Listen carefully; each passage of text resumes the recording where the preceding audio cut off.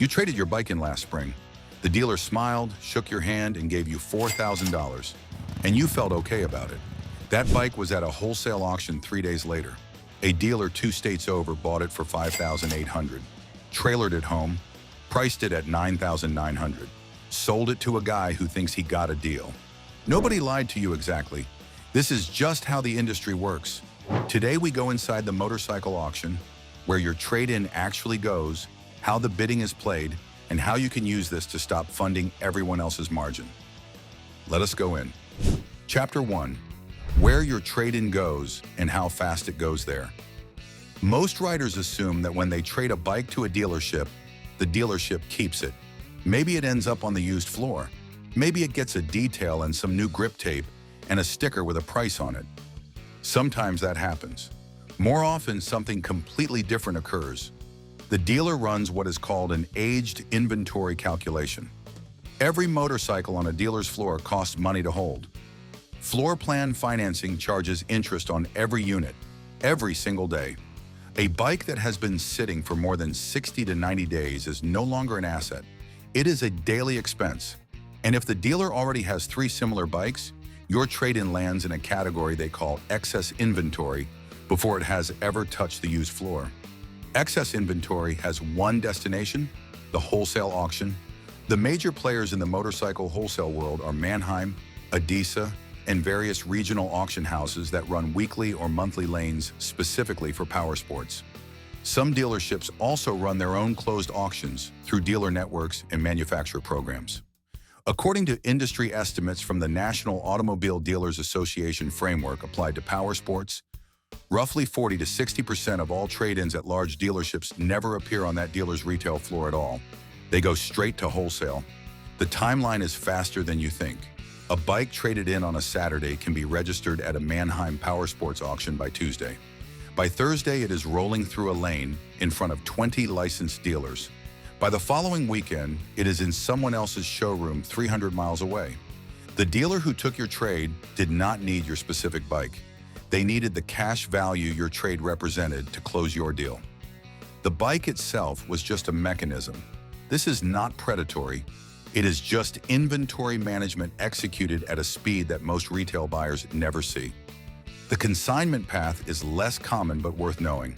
Some dealers, particularly smaller independent shops, will offer to sell a trade-in on a consignment arrangement rather than buying it outright. They take a percentage of the sale price instead of absorbing the wholesale risk. This arrangement is more common in the specialty market. Rare vintage bikes, heavily customized machines, and high-value touring rigs where the wholesale discount would be significant enough that the seller resists it. Understanding that consignment exists as an option is useful leverage in a trade negotiation. Here is what matters.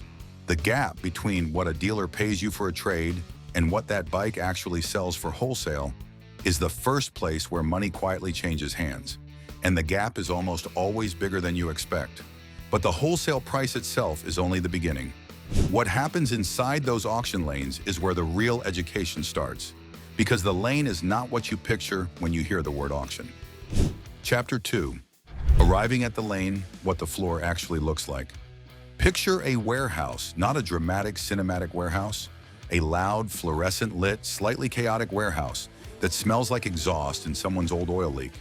The bikes arrive on trailers and in vans. They are staged in rows by category, cruisers in one section, sport bikes in another, adventure bikes and dual sports in a third. Scooters and smaller displacement machines are often handled separately or in dedicated lots. At a major power sports auction, you might have 400 to 600 units rolling through in a single day. Every bike gets a condition report. This is the document that changes hands before the bidding starts, and it is arguably the most important thing in the entire building. A condition report grades the bike on a standardized scale. It documents existing damage, mileage, known mechanical issues, and whether the title is clean. At reputable auction houses like Mannheim, the condition report is created by a third-party inspector who has no stake in the sale price. The condition report is why experienced buyers will pay more for a bike at an established auction than from a private seller with no documentation. The report represents accountability. If a bike is graded as a 4 out of 5 and the buyer gets home and finds major frame damage that was not disclosed, the auction house has an arbitration process. Private sales have nothing. You bought it, you own the problem. Dealers who attend these auctions regularly know how to read a condition, report the way you read a weather forecast. A grade of 3.5 with a note about cosmetic tank damage and no mechanical flags is a completely different buy from a 4.0 with vague language about drivetrain noise. The numbers are the same. The language reveals everything. Here is something most people do not know. Sellers can set a floor price called a reserve. If bidding does not reach the reserve, the bike does not sell and goes back to the seller. This matters because dealers selling through auction are not desperate. They have a number in mind. The auction environment creates urgency for buyers that does not equally apply to sellers. The bikes line up. The clock starts. And now we get to the part where the money actually moves. One additional detail about the staging area: bikes are often marked with colored tags that indicate seller type. A fleet tag means the bike came from an insurance company, a rental fleet, or a corporate account. A dealer tag means it came from a dealership trade-in or a dealer liquidation. A private party tag means an individual consigned it. Experienced buyers treat these differently. Fleet bikes are often higher mileage but consistently maintained according to fleet schedules. Dealer trade-ins are the most variable. Private party consignments can be anything. The tag does not tell you everything, but it tells you where to look first on the condition report. Chapter 3: How the bidding actually works and the games inside it.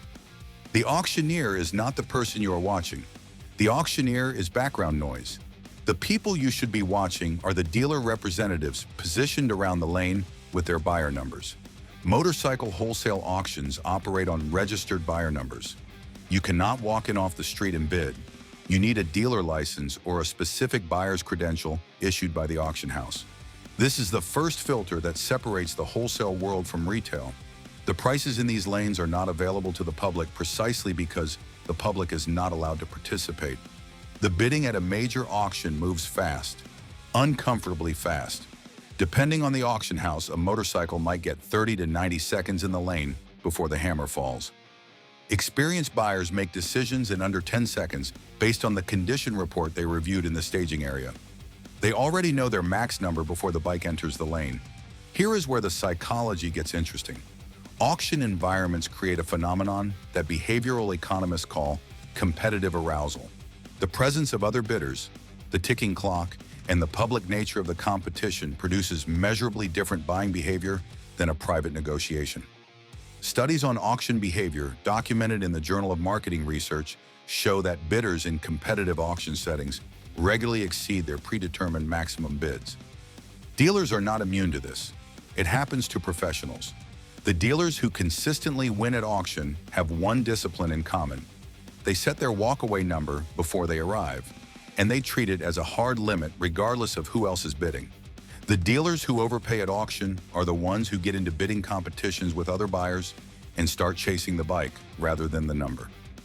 There is also a practice common in dealer circles called running the bid up. A seller or their representative, sometimes another dealer with a relationship to the seller, will place bids near the reserve to push the price higher before the actual buyers compete.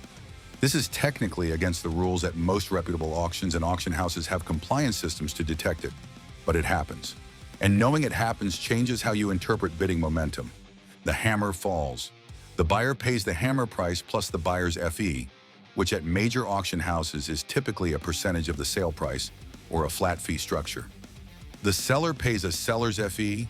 The auction collects from both sides. The auction house collects from both sides of the transaction. This is the business model. Now watch what happens to that number on the way to the retail floor. There is a term dealers use internally called the book-to-street spread. It refers to the difference between the wholesale value a lender or auction house assigns to a bike and the price that same bike actually commands at auction in real time. When a desirable model is in short supply, bikes can hammer above book value at auction because competing dealers are willing to pay a premium to have inventory their customers want. When supply floods a category, bikes hammer below book. That book-to-street spread is something dealers track obsessively. It is the early warning system for where retail prices are heading in the next 60 days. If this is already rewriting how you think about the motorcycle market, hit that like button right now. It genuinely helps us keep making content like this. Chapter 4. The Flip, how a $4,000 bike becomes a $9,000 bike. Let us use a real-world example using general market pricing that reflects documented industry patterns. A 2019 Kawasaki Vulcan S in reasonable condition, 10,000 miles, some cosmetic wear on the mirrors, and a small scuff on the lower fairing. A bike like this at a Midwest power sports auction in a typical year might hammer out at $4,200 wholesale. The buyer pays the hammer price. He also pays a buyer's fee of roughly $200 to $300 depending on the auction house. He has arranged transport, which for a single bike on a trailer runs another $100 to $200. He has now spent approximately $4,700 to get that bike to his shop. Here is what happens at the shop. The bike gets a detail, $100 in product and labor. New grip tape, $30. That fairing scuff gets a touch-up from a local bodywork guy who works with the dealership on a flat rate arrangement, $150. A basic service check, fresh fluids, and a new rear tire because the existing one has a concern, $400. The bike now has a cost basis of roughly $5,300. It goes on the floor at $8,999. 𝐏𝐄𝐑's market data for comparable models in this condition and mileage range shows retail asking prices in that general window. The dealer is looking for a margin of roughly $3,500 on this unit before negotiation. A buyer comes in, negotiates hard, feels good about getting the dealer down to $8,200. The dealer accepted a margin of $2,900. Both parties walk away feeling like they performed reasonably. The buyer has no idea the bike was at auction 3 weeks ago for $4,200. A second example, higher up the market. A 2021 Indian Scout Bobber, roughly 8,000 miles, one previous owner, clean title, minor aftermarket exhaust. A bike like this at auction during the current used market softening hammers at roughly $8,500 wholesale. After fees and transport, the buyer's at $9,200. A detail, tire inspection, and fresh service, another $400. Floor price, $12,999. The gap between wholesale and retail is not greed. It is documented cost plus a margin. Knowing this, a buyer who opens at $11,000 on that Scout is not being unreasonable. They are negotiating against real numbers, not a feeling. This is not fraud. This is not even unusual. This is the normal retail margin structure for the motorcycle used market. The dealer assumed real costs and real risk. The bike could have sat for 3 months. The service work might have uncovered more problems. The transport could have added damage. Dealers who run these operations at volume make margins that are thinner than they look on individual transactions, because not every bike sells quickly and not every bike performs as expected. But understanding this structure means you can approach the used market differently, which is the entire point of pulling back the curtain. The reconditioning estimate above is conservative for some categories. Sport bikes that have been dropped or stunt-ridden can carry dramatically higher reconditioning costs that compress the dealer's margin significantly. A dealer who buys a sport bike at auction for $3,000 discovers during the detail that the frame sliders were hiding deeper damage and spends $800 on repairs has a fundamentally different cost picture than the purchase price alone suggested. This is why sport bike wholesale prices tend to be lower relative to retail than cruiser or touring categories. The uncertainty premium is baked into what dealers are willing to pay in the lane. There is one more layer to this process that most buyers never see, and it involves something happening before the bike even reaches the auction lane. Chapter 5. The intake game. What happens before the lane? The most valuable moment in the auction process is not the bidding. It is the intake period, the window of time when bikes have been staged and condition reports are available, but the lane has not started. Experienced buyers arrive early.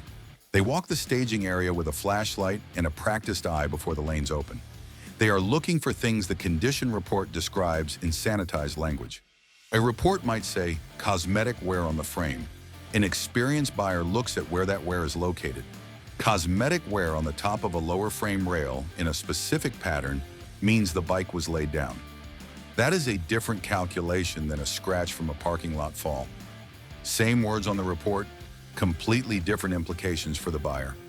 The intake period is also where relationships operate.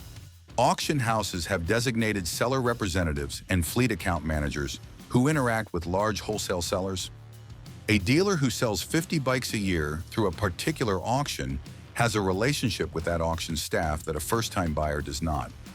That relationship does not typically influence the condition report, which is independently conducted.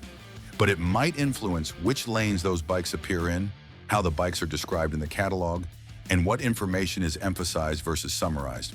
There is also the question of what does not appear at auction at all. The best bikes in a trade-in batch rarely go wholesale. A dealer who takes in a clean, low-mileage Honda CB500 with a perfect service history does not send that unit to auction where it will sell for wholesale value. That unit goes on the dealer's own floor, where the margin is significantly better. What reaches the auction is, by definition, the inventory that the originating dealer decided was not worth retailing themselves. This is important context for buyers. You are bidding on motorcycles that someone else already decided were not their best units. That is not a reason to avoid auction entirely. It is a reason to be clear-eyed about what you are evaluating. The smart auction buyers know this and adjust accordingly. They are not looking for perfection. They are looking for known and priced problems.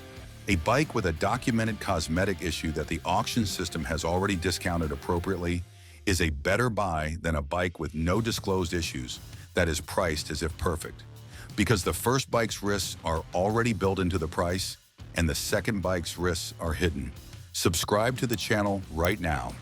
This is the kind of content we build specifically for riders who want the real story, not the brochure version. One final intake insight. The morning of the auction is when the real preparation happens for serious buyers. They arrive before the lanes open and walk every bike in their target category with a checklist.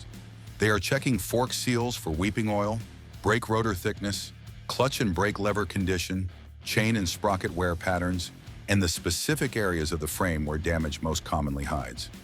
Headstock and swing arm pivot points. Around the engine cases where a previous drop leaves witness marks even after a paint touch-up. This physical inspection, combined with the condition report, is what separates the buyer who consistently finds deals from the buyer who consistently overpays for problems they did not see coming. Chapter 6. What a smart buyer actually does with this information. You are probably not getting a dealer license. The wholesale auction is not an option for most private buyers. But knowing how the system works changes how you negotiate at the retail level in ways that are entirely practical. The first application is price anchoring. If you understand that a dealer bought a specific bike at wholesale for somewhere between 60 and 70% of the retail asking price and paid fees and reconditioning on top of that, you understand their real cost basis in a way that most buyers do not. When you negotiate, you are negotiating against a number that the dealer knows and you are supposed to not know. Closing that information gap does not eliminate the dealer's margin, but it makes your negotiations more precise. Wholesale price data is more accessible than most buyers realize. Manheim publishes market reports. NADA and Kelley Blue Book both have wholesale value tools that give reasonable approximations of what a given bike would bring in the wholesale channel.